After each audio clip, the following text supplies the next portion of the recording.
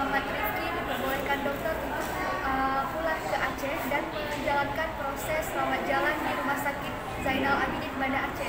Muhammad Rifki yang berangkat pada Agustus lalu telah menjalankan proses operasi di Rumah Sakit Harapan Kita, Jakarta.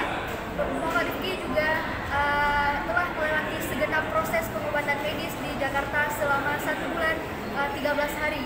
Nah, hari ini Muhammad Rifki kembali ke Aceh dengan keadaan sehat. Sahabat dermawan, kita tunggu gimana kondisi Muhammad Rifki selanjutnya.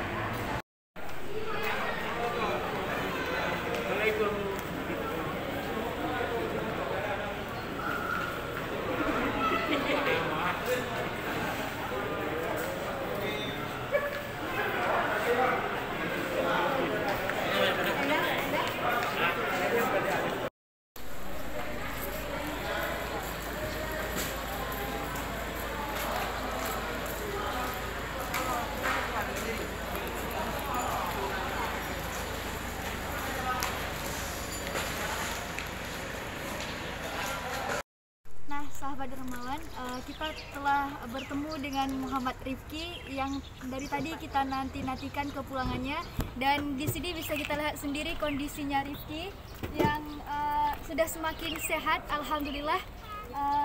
Bagaimana keadaan Rifki waktu menjalani pengobatan di Rumah Sakit Harapan Kita Jakarta?